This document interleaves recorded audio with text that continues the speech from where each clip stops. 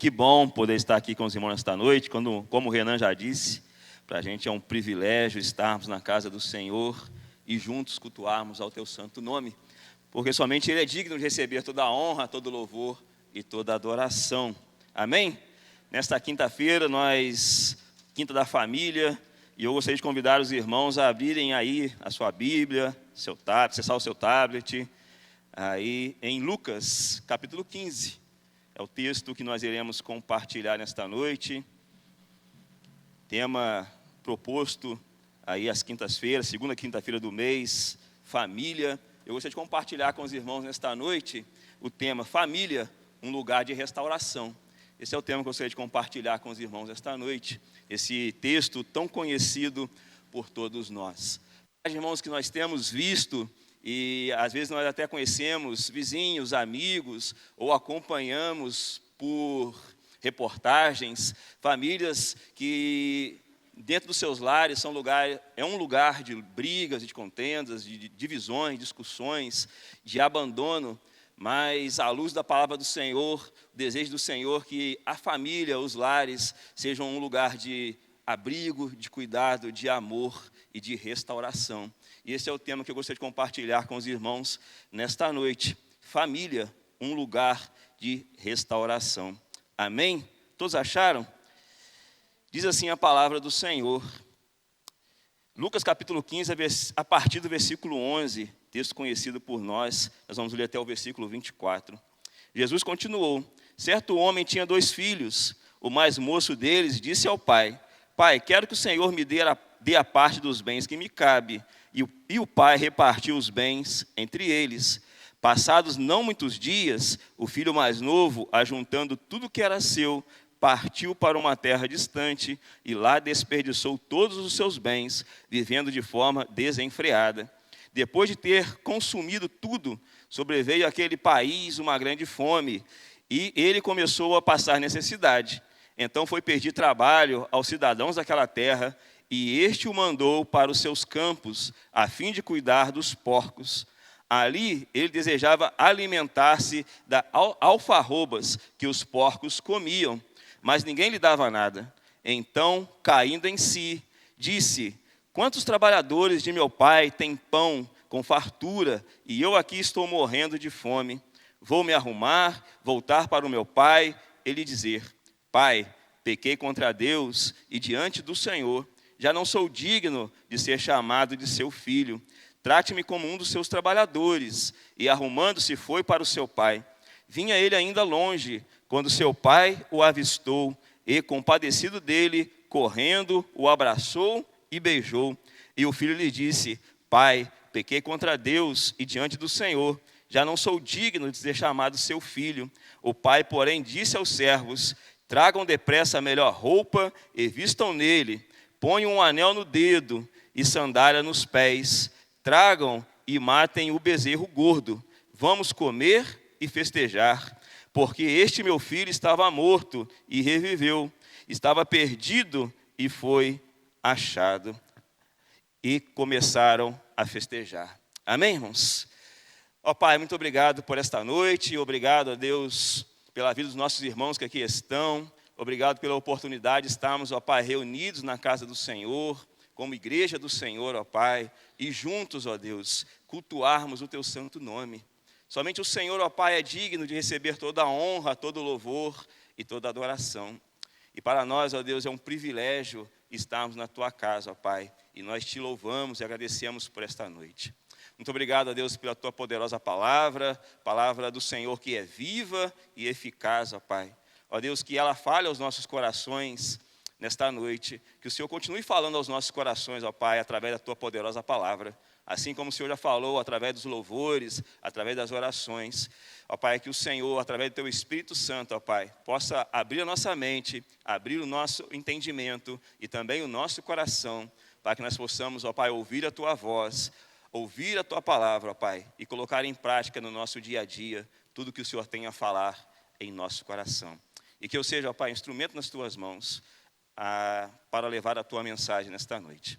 Essa é a nossa oração. E nós oramos agradecidos, ó Pai, em nome de Jesus. Amém e amém. Amém, irmãos? Texto lindo da palavra do Senhor. E Lucas 15, irmãos, ele é composto de 3 parábolas. É um capítulo conhecido por nós. Ele é composto de 3 parábolas. A parábola da ovelha perdida, a parábola da moeda perdida e a parábola do filho pródigo. Na primeira parábola, irmãos, o homem tinha 100 ovelhas e uma se perde. E ele poderia pensar, 99 é um bom número, é um número aceitável. Não, mas ele deixa as 99 no aprisco e vai atrás da 100ª ovelha que se perdeu. Porque aquela ovelha era importante para aquele homem. E esse texto, irmão, nos traz uma lição importante sobre prioridade. Sobre prioridade. Aquela ovelha é importante para aquele homem. Apesar de ter 99, ele foi buscar a 100ª ovelha. Pergunto para nós nesta noite, irmãos, a nossa família tem sido prioridade na nossa vida? A nossa família tem sido prioridade no nosso dia a dia? Os nossos filhos, nossos pais, nossos cônjuges, nós temos orado por eles, nós temos colocado a vida deles diante do Senhor, nós temos tratado eles como prioridade, nós temos falado ao Senhor, Senhor, visite a minha família, toque no coração da minha família. Aquele homem, irmão, nos ensina sobre prioridade. Nossa família tem sido prioridade na nossa vida, no nosso dia a dia, nas nossas ações. A segunda parábola, irmãos, é a parábola da moeda perdida. A mulher tinha 10 moedas e ela perdeu uma moeda. Hoje a gente não perde moeda mais, ninguém tem moeda mais para perder, né? Mas a mulher perdeu uma moeda. E ela, irmãos, ela faz algo. Ela não fica reclamando, ela não fica murmurando, ela sai da sua zona de conforto, ela faz ao menos 4 coisas. Ela acende a luz, ela varre a casa, ela procura com diligência, ela não desiste. E ela encontra aquela moeda, irmãos. Irmãos, enquanto a primeira parábola nos traz a lição sobre prioridade, a segunda parábola nos traz a lição sobre intencionalidade. Aquela mulher não desistiu de achar a moeda. Irmãos, a pergunta para nós nesta noite, o que eu e você podemos fazer para a nossa família? Nós temos agido com intencionalidade na nossa casa, na nossa família, temos colocado os nossos filhos diante da presença do Senhor. Aqueles que ainda não estão na presença do Senhor, nós temos colocado eles a vida deles diante da presença do Senhor. Nós temos imposto intencionalidade na nossa casa e na nossa família. Irmãos, e a terceira parábola que nós lemos, a do filho pródigo. O filho, então, ele perde a parte da sua herança para o pai, e ele, então, sai de casa, ele gasta tudo, perde tudo, fica sem nada, sem amigos, vai trabalhar com porcos, e ele cai em si. Vou voltar para a casa do meu pai, porque lá eu tinha dignidade, lá eu tinha pão, lá eu tinha tudo. Ele, então, se arrepende e volta para a casa do pai. Enquanto na primeira parábola, irmão, nós temos a lição e o foco da prioridade. A segunda, da moeda perdida, da intencionalidade. A terceira parábola, irmãos, ela vem nos trazer a lição sobre o perdão. Sobre o perdão. Irmãos, quantas famílias hoje têm passado por lutas, dificuldades, porque têm deixado que a amargura tome lugar no seu coração, o ressentimento tome lugar no seu coração, briga com cônjuge, com filhos, com irmãos, com parentes próximos, irmãos, e a falta do perdão tem trazido consequências gravíssimas para as famílias hoje em dia. Hoje em dia, irmãos, tantas famílias que nós conhecemos, amigos nossos, vizinhos que nós conhecemos, o que a falta de perdão tem trazido como consequência gravíssima para as famílias no nosso dia a dia e também na nossa geração e na nossa sociedade. Irmãos, o que nós podemos aprender em Lucas 15, quando nós olhamos para esse tema de família, o que nós podemos retirar desse texto pensando sobre esse tema, família, um lugar de restauração. Eu gostaria de compartilhar com os irmãos 3 lições nesta noite, 3 pontos nesta noite. O primeiro, que toda família está sujeita a passar por crise, irmãos. A segunda é que a família, o lar, precisa ser um lugar de apoio e de acolhimento. E o terceiro é que o perdão é a base, é a chave para toda restauração. Esses são os 3 pontos que eu gostaria de compartilhar com os irmãos nesta noite. Primeiro ponto, toda família está sujeita a passar por crises. Irmãos, do versículo 11 a 13, nós vamos ver isso. O filho mais novo decide sair de casa. O filho mais novo pede ao pai, me dá aqui a minha parte na herança, que eu vou sair de casa. Eu vou viver a minha vida, vou aproveitar aquilo que o mundo tem para oferecer, vou seguir o meu caminho. E o pai então reparte a herança entre eles. Aquele filho pega a sua parte e vai para uma terra distante. E o texto vai nos dizer que aquele filho parte, e vem uma fome sobre aquele lugar, e ele perde tudo, irmãos. Quantas famílias também nós temos presenciado isso? Filhos que decidem viver a sua vida independente, não, vou viver a minha vida, vou seguir o meu caminho, vou buscar aquilo que o mundo tem a oferecer. Quantas famílias, irmãos, que nós conhecemos, nós vemos passar por isso. Enfrentam problemas, crises, dificuldades, filhos rebeldes, casamentos frios, crises financeiras, irmãos, falta de diálogo dentro de casa. Quantas famílias têm passado por isso? João 16:33 vai nos dizer, irmãos, que neste mundo vocês terão aflições, contudo, tenham bom ânimo, eu venci o mundo. Irmãos, toda família está sujeita a passar por crises, toda família está sujeita a passar por dificuldades, mas o erro, irmãos, não está apenas em passar por crises, mas em não buscar cura para elas. Muitas famílias, irmãos, muitas pessoas estão doentes e não admitem. Muitas famílias estão passando por dificuldades, mas não admitem que estão passando por dificuldades. Se calam achando que o tempo vai curar, irmãos. Muitos casamentos hoje estão acabando porque cônjuges não conversam com o outro. Problemas vão aparecendo e eles não tratam aquele problema. Acham que o tempo vai curar e não vai. Vão deixando as coisas passar, vão deixando as coisas se acumular. Isso só vai trazendo mais problema para dentro de casa, irmãos. Muitas pessoas substituem um diálogo e a presença por presentes, irmãos. Muitas pessoas sabem que tem um problema dentro de casa, mas não tratam o problema dentro da própria casa. Não assumem o erro, não assumem, irmãos, que estão com problemas. A verdade, irmãos, que falsas curas não resolvem o problema. Você não pode curar o que insiste esconder. Irmãos, falsas curas não vão resolver o seu problema. Nós não conseguimos, irmãos, não podemos curar aquilo que eu e você não colocamos para fora. Aquilo que eu e você não trazemos à luz da palavra do Senhor. Aquilo que eu e você não colocamos aos pés de Jesus, irmãos. Falsas curas não resolvem o problema. Sabe por quê, irmãos? Porque a cura exige atitude. A cura exige atitude, irmãos. E muitas pessoas hoje não querem agir, não querem tomar a atitude. Buscar ajuda espiritual, irmãos, e emocional. Buscar a ajuda de um profissional, se necessário. Orar juntos em família. Pedir perdão. Mudar hábitos, irmãos. Não adianta tapar as rachaduras com fita adesiva. Somente Jesus pode restaurar de verdade. Somente Jesus, irmãos, pode restaurar a minha, a sua família de verdade, irmãos. E muitas famílias têm enfrentado problemas, dificuldades, porque sabem que tem o problema dentro de casa, mas não querem admitir e não querem tratar o problema dentro do seu lar. Não querem trazer esse problema à luz da palavra do Senhor. Não querem admitir que tem o problema e, com isso, irmãos, só vão trazendo e acumulando mais e mais dificuldades. Irmãos, reconhecer que a crise existe é o primeiro passo para a restauração da família. Irmãos, admitir, irmãos, que nós temos problema não é sinal de fraqueza, irmãos. A sociedade hoje tem colocado isso, inculcado isso na cabeça de muitas pessoas, que se nós admitimos os nossos problemas, é sinal de fraqueza, mas não é, irmãos. Quando nós colocamos tudo na presença do Senhor, quando nós colocamos os nossos problemas, a nossa vida, as nossas dificuldades na presença do Senhor, colocamos tudo aos pés do Senhor, irmãos, é sinal de força, irmãos. Porque a palavra do Senhor diz, é quando nós somos fracos, é aí que nós somos fortes. Porque nós estamos reconhecendo, irmãos, que nós não temos forças em nós mesmos para tratar aquele problema, para resolver aquele problema, que nós somos totalmente dependentes do Senhor. E é Ele, irmãos, que vai nos dar força, é Ele que vai nos dar as atitudes corretas, o caminho certo, irmãos, para resolver e tratar todo o problema dentro da nossa casa. Irmãos, reconhecer que a crise existe é o primeiro passo para a restauração da família. Irmãos, a verdade é que toda família passa por crise, irmãos. Toda família passa por dificuldades, mas nem toda família precisa ser destruída por elas.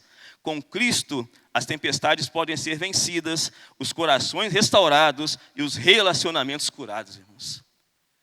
Cristo Jesus, irmãos, Ele tem o poder para resolver todos os problemas da nossa vida. Irmãos, o nosso Deus, Ele é infinitamente maior do que todo problema que eu e você enfrentamos na minha e na sua vida. Somente Jesus, irmãos, pode restaurar as crises da nossa vida de verdade. Somente Ele pode restaurar, irmãos, a nossa vida, a nossa família e o nosso coração. Amém, irmãos? Mas o segundo ponto que eu gostaria de compartilhar com os irmãos nesta noite: a família precisa ser um lugar de esperança. Você pode repetir comigo? A família precisa ser um lugar de esperança. Vamos falar juntos, irmãos?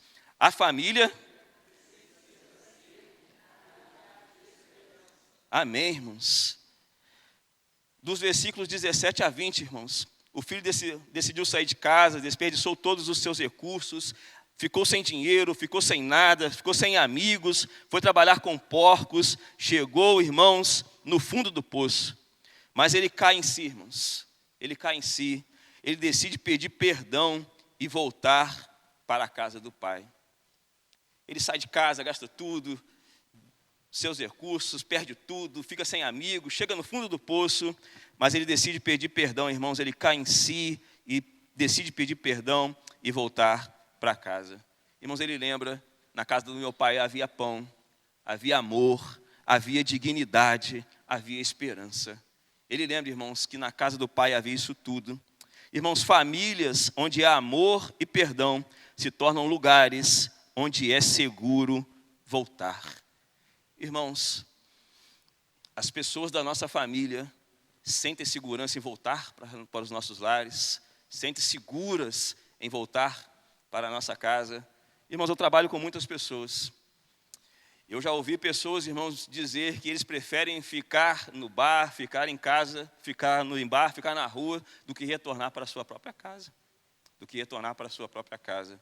Irmãos, mas aquele filho, ele se lembra, ele cai em si, e ele se lembra que na casa do pai havia amor, havia dignidade, havia esperança. Nas nossas casas, irmãos, há amor e esperança para aqueles que estão dentro da nossa casa. Eles se sentem seguros em voltar para os nossos lares e vão achar ali acolhimento, carinho, amor e acolhida, irmãos. Esse texto, irmãos, nos ensina que a família deve ser um ambiente onde reina a esperança, mesmo em tempos de crise. Salmo 46:1 vai dizer: Deus é o nosso refúgio e fortaleza, socorro bem presente na angústia. Assim, irmãos, como Deus é o nosso refúgio, Ele deseja que o lar também seja esse lugar de refúgio e segurança. Assim como o Senhor é o nosso refúgio, irmãos, o nosso Deus deseja que o nosso lar seja esse lugar de refúgio e também de segurança. Eu não sei se todos os irmãos sabem, mas eu já sou vovô. Já sou vovô, né? Novinho, mas já sou vovô, né? Nós temos uma filha, né? Hoje ela já está com 18 anos, mas ela ficou jovem na adolescência. Ela ficou jovem na adolescência, ficou grávida na adolescência, né? Ela ficou grávida na adolescência. E primeiro ela contou para a mãe dela, depois a mãe dela me contou. Eu fiquei 2 dias sem dormir, né? Porque não foi fácil saber tudo que tinha acontecido. E a única coisa que passava pela minha cabeça era perguntar ao Senhor: Senhor, o que eu faço nessa hora, né? Como agir nessa hora? O que eu faço nesse momento? E a palavra do Senhor veio muito forte ao meu coração. Você só tem que abraçar, cuidar e amar. Irmãos, a minha filha poderia ir para todo lugar, mas ela decidiu abrir o seu coração e contar aquilo que havia acontecido. Apesar de saber que ela havia errado, ela sabia onde encontrar refúgio, encontrar carinho, encontrar segurança. O Senhor deseja isso do nosso lar, irmãos. Que o nosso lar seja um lugar de amor, de carinho, de segurança, de esperança para aqueles que estão dentro da nossa casa e fazem parte da nossa família. Irmãos, o lar deve ser um lugar seguro para compartilhar as nossas dores, mas também as nossas vitórias. Compartilhar as nossas dores e também as nossas vitórias. Irmãos, eu trabalho numa empresa, irmãos sabem, né? E eu vejo muitas pessoas, muitos amigos, muitos colegas de trabalho que compartilham suas vitórias com um amigo de trabalho, mas não compartilham suas vitórias com seus cônjuges, com seus familiares. Irmãos, nosso lar, ele deve ser esse lugar de esperança, de cuidado, onde nós compartilhamos as nossas dores, abrimos o nosso coração, mas também onde nós celebramos as nossas vitórias, com aqueles que oraram por nós, aqueles que caminharam conosco, aqueles que passaram dificuldade conosco, aqueles que abriram mão de muita coisa para desfrutar hoje o que estamos desfrutando juntos. Não somente ser este lugar onde nós abrimos nosso coração das dores que passamos, mas também de celebrarmos as vitórias que conquistamos na nossa vida e também no nosso dia a dia. Irmãos, em tempos de crise, conflitos e desesperança, Deus deseja que a família, irmãos, seja um lugar de acolhimento, amor, cura e esperança. A verdade, irmãos, é que a esperança se constrói com fé, amor e perseverança. Deus, irmãos, deseja restaurar os lares e transformar cada casa em um lugar de fé, amor e cura. Fé, amor e cura. Tem uma frase, irmãos, que é bem interessante, que diz o seguinte: o lar é o refúgio. Tem uma frase bem interessante que diz assim: o lar é o refúgio onde a esperança repousa quando o mundo lá fora grita de desespero. O lar é o refúgio, irmãos, onde a esperança repousa quando o mundo lá fora grita de desespero. Pergunta que fica para mim e para você nesta noite, irmãos: a nossa casa tem sido lugar de esperança ou de julgamento? Um lugar de esperança ou de julgamento? Como eu contei aos irmãos, muitas pessoas falaram para mim: se fosse a minha filha, eu colocava para fora de casa. Mas a última coisa que a minha filha precisava, irmãos, era de um juiz. Naquele momento ela precisava de um pai. A nossa família, a nossa casa tem sido um lugar de amor, de esperança, ou tem sido um lugar de julgamento? Onde nós temos exposto os nossos cônjuges, os nossos filhos, os nossos familiares, ou nós temos abraçado, acolhido, caminhado, orado junto com eles e colocado a vida deles diante da presença do Senhor. Receber com graça, irmãos, restaura mais do que repreender com dureza e julgamento. Que atitudes, irmãos, precisamos mudar em casa para que o amor e o perdão prevaleçam? Quais atitudes nós precisamos mudar na nossa vida, no nosso dia a dia, no nosso comportamento, para que na nossa casa, no nosso lar, o amor e o perdão prevaleçam acima do julgamento? E o terceiro ponto, irmãos, que eu gostaria de compartilhar com os irmãos nesta noite, primeiro que nós falamos, é que toda família passa por crises e toda família enfrenta dias ruins, passa por dificuldades. Segundo ponto é que a família precisa ser esse lugar de esperança, esse lugar de acolhimento, esse lugar onde as pessoas se sentem seguras. E o terceiro ponto, irmãos, o perdão é a chave para a restauração.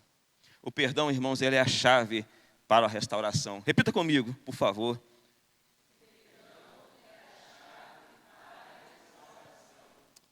Lucas 15, que nós lemos, do versículo 20 ao versículo 24, irmãos. O pai recebe o filho de braços abertos, com festa e alegria. Irmãos, aquele pai, ele não acusa o filho, ele não aponta o dedo para o filho, ele não humilha, ele não pede um relatório. Onde você gastou o dinheiro todo que eu te dei? Aonde você colocou tudo o que eu te dei? Onde você gastou todos os bens que eu coloquei nas suas mãos? Aquele pai, irmãos, ele não pede um relatório, ele não faz acusações, ele não aponta o dedo para o filho, ele abraça e beija aquele filho. Ele perdoa, irmãos, aquele filho. Ele vai ao encontro daquele filho e perdoa aquele filho. Ele não pede explicações, ele abraça e celebra o retorno daquele filho que havia se perdido. Irmãos, a atitude daquele pai reflete o coração bondoso e compassivo de Deus. Ele reflete, irmãos, o coração bondoso e compassivo do nosso Senhor. E o nosso Deus, irmãos, quer que as nossas famílias reflitam desse amor. Ele quer que nossas famílias, os nossos lares, reflitam este amor de Deus. Irmãos, a verdade é que o perdão reconstrói pontes que o pecado quebrou. O perdão, irmãos, transforma corações, restaura relacionamentos e fortalece os laços. O perdão tem o poder, irmãos, de fazer isso. A questão, irmãos, é que não é fácil, não é verdade? Perdoar é fácil? Não é. Ainda mais quando as pessoas nos traem, nos dão uma facada pelas costas, mentem para nós, quebram a nossa confiança. Perdoar não é fácil, mas, irmãos, o perdão não é um sentimento. Perdão é uma escolha que eu e você precisamos fazer e tomar na nossa vida. Tomar na nossa vida. Há uma frase que diz que quando nós não perdoamos, irmãos, quando nós estamos rancorosos, estamos magoados com alguém, é como nós próprios tomássemos o veneno e esperarmos que a outra pessoa morra. Sabe por quê, irmãos? Porque aquela amargura, aquele ressentimento, aquela coisa vai machucando o nosso coração. Isso vai trazendo amargura para o nosso coração. Isso vai fazendo mal para nós. Tanto na área espiritual, na área emocional e até mesmo na área física. Muitas pessoas ficam doentes, irmãos, por causa dessas questões emocionais, porque não conseguem liberar o perdão, não conseguem perdoar. Às vezes, algum ente querido, alguma pessoa próxima, fez alguma coisa que machucou, que magoou, que trouxe prejuízo para aquela pessoa, eles não conseguem perdoar, não conseguem liberar o perdão, e isso vai causando raiz de amargura no coração daquela pessoa. Isso só faz mal para nós mesmos, irmãos.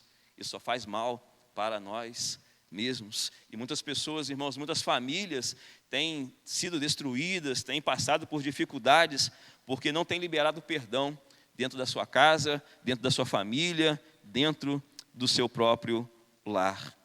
A verdade, irmãos, que famílias que não praticam o perdão se tornam doentes, guardam mágoas, ressentimentos e afastamentos. Hebreus 13:15 vai nos dizer: tendo que ninguém se prive da graça de Deus, e que nenhuma raiz de amargura brotando vos perturbe, e por ela muitos se contaminem. Irmãos, a amargura é como uma raiz invisível. É como uma raiz invisível que cresce no coração, e se não for arrancada, irmãos, contamina a vida e os relacionamentos. Se nós deixarmos, irmãos, que essas raízes de amargura finquem no nosso coração, elas destroem relacionamentos, elas destroem casamentos, elas destroem relacionamento entre pais e filhos, entre cônjuges, entre irmãos, entre entes queridos. Muitas pessoas têm passado por isso, irmãos, porque têm deixado que essa amargura, essa dor, roube a presença de Deus no seu coração, e eles são movidos por isso. Segundo Samuel, capítulo 13, os irmãos conhecem esse texto. Segundo Samuel, capítulo 13, texto que Amon, ele é apaixonado pela sua irmã Tamar, e ele arma ali toda uma estratégia para que ele pudesse ficar sozinho com ela. Ele tem a ajuda de um amigo, e o amigo fala para ele: finge que você está doente aí você chama ela vem aqui, vai cuidar de você, tal. E ele faz isso. Ele finge que está doente, Tamar vai lá, faz uma comidinha para ele, cuida dele. E Amon, ele violenta a sua própria irmã, né? Eles eram meio irmãos, violenta a sua própria irmã. E Absalão, quando fica sabendo, ele fica revoltado.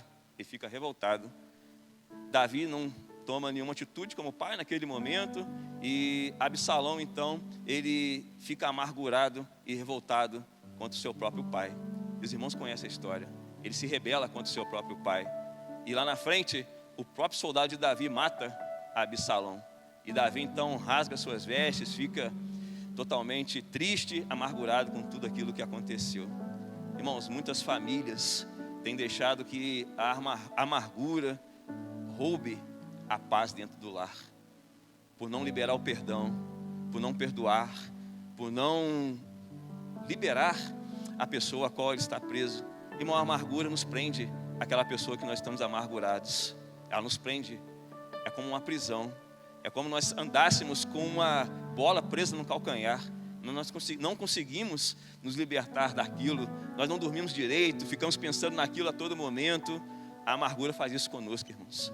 E muitas famílias têm sido destruídas, muitas famílias têm passado por dificuldades, muitos pais têm perdido o seu relacionamento com os filhos por não perdoar, por não liberar o perdão, por permitir que essa raiz de amargura encontre morada no seu coração. Muitas famílias não têm ficado aprisionadas pela falta de perdão. Isso tem causado problemas espirituais, emocionais e também físicas em muitas famílias e em muitas pessoas. Irmãos, a verdade é que eu e você precisamos entender, irmãos, que perdoar não é fraqueza, perdoar é liberdade. Perdoar não é fraqueza, irmãos. Quando nós perdoamos, nós estamos nos libertando daquilo que está nos prendendo, que está nos acorrentando, daquilo que está trazendo peso à nossa alma e também ao nosso coração. Irmão, onde há perdão, há reconciliação. Onde há reconciliação, há cura. O perdão abre caminho para o diálogo, irmãos. Amor e a presença de Deus no lar. Restauração familiar, irmãos, começa quando alguém decide perdoar como Deus perdoa.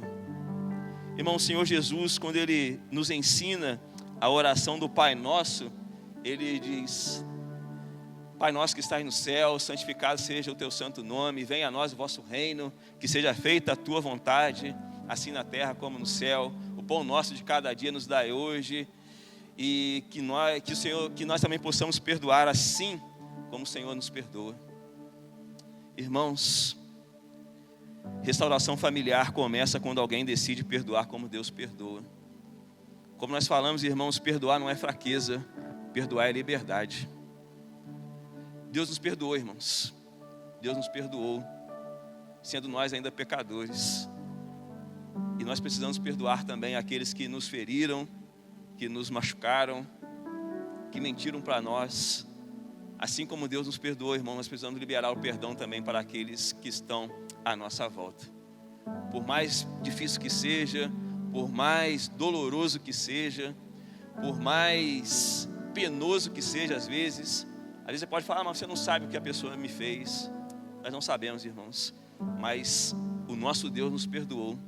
E nós precisamos liberar o perdão para aqueles que também nos feriram, nos machucaram, mentiram para nós ou nos prejudicaram de alguma maneira. Porque somente o perdão, irmãos, o perdão ele tem o poder para trazer restauração para dentro de casa, para dentro do nosso lar. A família que perdoa, irmãos, reflete o coração de Deus dentro do lar. Família, irmãos, é o lugar onde aprendemos que o perdão é mais forte que o erro. Não importa quantas vezes os nossos filhos vão errar, mas nós perdoamos. É ou não é verdade? Não importa o que os nossos filhos fazem, quantas vezes eles erram, nós continuamos amando os nossos filhos. Por mais erros que eles cometam, nós continuamos os perdoando e os amando. Porque, irmãos, família é o lugar onde nós aprendemos que o perdão é mais forte que o erro. Não importa o que eles fizeram. Eu sei que é difícil. Não sei o que possam ter feito para você. Eu sei o que fizeram para mim. Não é fácil, mas nós precisamos perdoar. Precisamos liberar, irmãos, esse peso que acorrenta a nossa alma, que acorrenta o nosso coração. Precisamos deixar essa pessoa ir, irmãos. Porque a gente não dorme direito, ficamos pensando nessas pessoas toda hora, enquanto elas estão vivendo a vida delas de uma maneira bem tranquila, e nós estamos presos a essa amargura, àquilo que nos causou dor. Precisamos, irmãos, perdoar como Deus nos perdoou, porque o perdão, ele tem o poder para restaurar a minha e também a sua casa, para trazer a paz para dentro do nosso lar. E concluindo a mensagem nesta noite, irmãos, não existe família perfeita, nós sabemos disso. Mas existe restauração, irmãos, no poder de Deus. O filho voltou e o pai o abraçou e o perdoou. A casa se encheu de alegria. Essa também pode ser a realidade da minha e da sua família neste momento. A verdade, irmãos, que famílias curadas curam outras famílias. Deus quer usar sua família como um canal de restauração. Irmãos, Deus, em muitas oportunidades, Ele usa, irmãos, as nossas experiências, que Ele permite que nós passamos, para que lá na frente nós sejamos, irmãos, canais de bênção, instrumentos nas mãos do Senhor para abençoar outras pessoas. As mesmas feridas, irmãos, que nós enfrentamos, as mesmas dores que nós passamos, as mesmas lutas que nós enfrentamos, lá na frente, irmãos, Deus vai nos usar para que nós, depois de curados pelo Senhor, possamos curar outras famílias, possamos abençoar outras famílias. Eu gostaria de encerrar, irmãos, com uma ilustração que eu li e achei bem interessante. Achei muito interessante essa ilustração. Um treinador, ele estava querendo então renovar a sua equipe de basquete, e ele colocou um aviso na escola, e dizendo assim um aviso: se você quiser fazer parte da equipe de basquete, vá à quadra no dia tal, às 3 horas da tarde. E apareceram lá vários garotos, mas em meio àqueles garotos que apareceu um baixinho. E o treinador falou para ele: não, você não vai poder fazer o teste, você não vai conseguir passar no teste.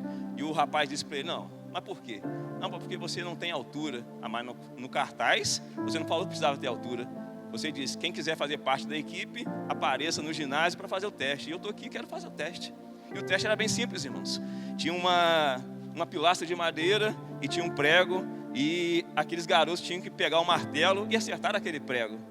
Então aquele rapaz, ele foi a primeira tentativa e não acertou o prego.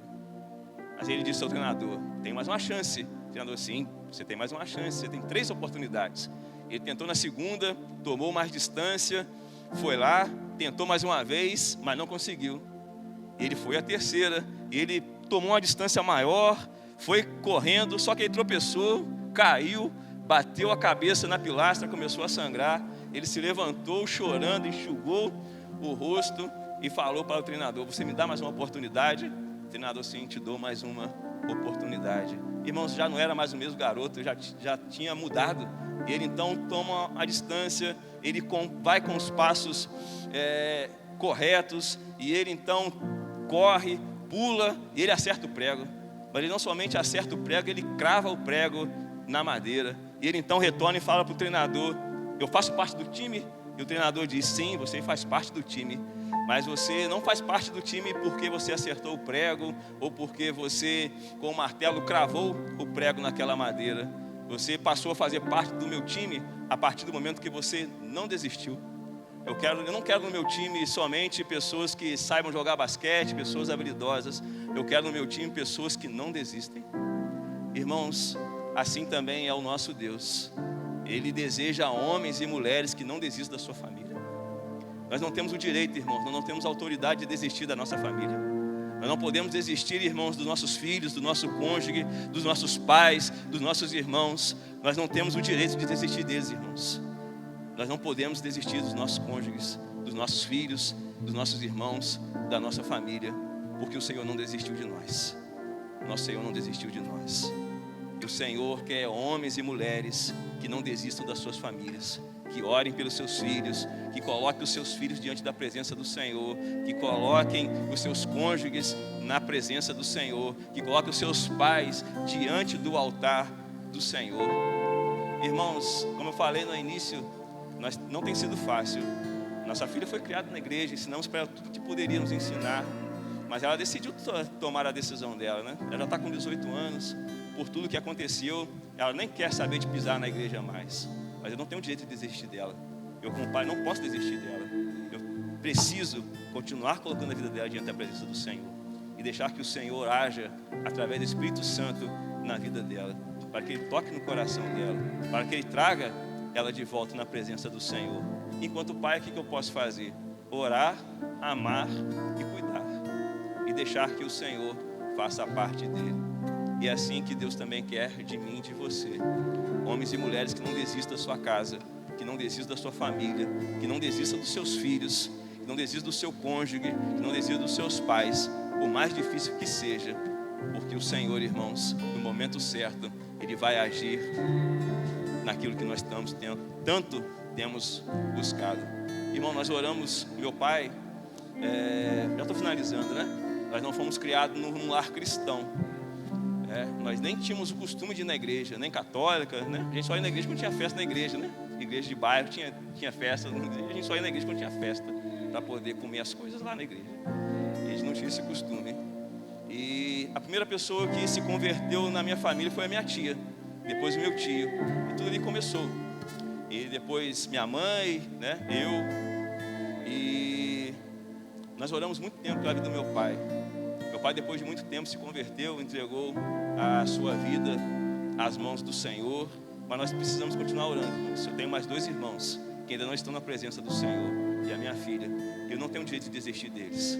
Eu não posso desistir deles. Eu preciso continuar orando, buscando a salvação deles. E como nós dissemos lá no início, irmãos, a parábola da ovelha perdida nos ensina o foco da prioridade da moeda perdida sobre a intencionalidade, o que somente eu e você podemos fazer pela nossa família. Tem coisas que só eu posso fazer pela minha família, irmãos, que é orar pelos meus irmãos, orar pela minha filha, orar por outros entes queridos meus que ainda não estão na presença do Senhor, e me colocar como instrumento diante do Senhor. E Senhor, o que eu posso fazer pela minha família? O que o Senhor quer que eu faça pela minha família? E a palavra do Senhor nesta noite, irmãos, para nós é essa: não desista da sua família. Por mais difícil que seja, irmãos, por mais luta que você possa estar enfrentando, por maior dificuldade que você possa estar enfrentando na sua casa e na sua família, não desista da sua família.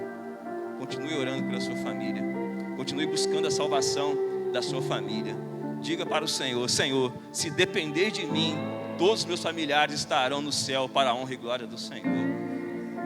Devemos nos colocar, irmãos, como instrumento nas mãos do Senhor. Como o Senhor disse na visão de Isaías, né? A quem eu enviarei? Eis-me aqui, envia-me a mim. Senhor, o que eu posso fazer pela minha família? Irmãos, há algo que precisa ser restaurado na sua casa nesta noite. Há alguém que você precisa perdoar nesta noite. Há alguém que nós precisamos perdoar nesta noite, irmãos. Deus quer restaurar a sua família, irmãos. Deus quer restaurar a minha família. Mas Deus quer começar por mim e por você. Deus quer começar por mim e por você. Restaurados pelo Senhor, irmãos. Transformados pelo Senhor, pelo poder do Senhor. E assim, irmãos, sermos instrumentos poderosos nas mãos do Senhor para abençoarmos e alcançarmos as outras pessoas da nossa família. Amém, irmãos? Essa é a palavra que eu gostaria de compartilhar com os irmãos nesta noite. Que o Espírito Santo possa completar no coração dos irmãos aquilo que tenha faltado. Entenda isso, irmãos. Toda família passa por crises. A nossa família precisa ser um lugar de esperança e não de julgamento. E o perdão é a chave e a base para a restauração. Continue colocando a sua família diante do altar do Senhor. Continue colocando a sua casa diante do altar do Senhor, aos pés do Senhor. Continue confiando nele, irmãos. Eu sei que às vezes a gente ora, e às vezes o Senhor não responde, e a gente acha que Deus está em silêncio. Mas, irmãos, apesar de Deus estar em silêncio, Ele continua agindo. Ele continua agindo. Então não desista da sua família. Continue colocando a sua família diante da presença do Senhor. Continue se colocando diante da presença do Senhor. E permita ser usado como instrumento nas mãos do Senhor.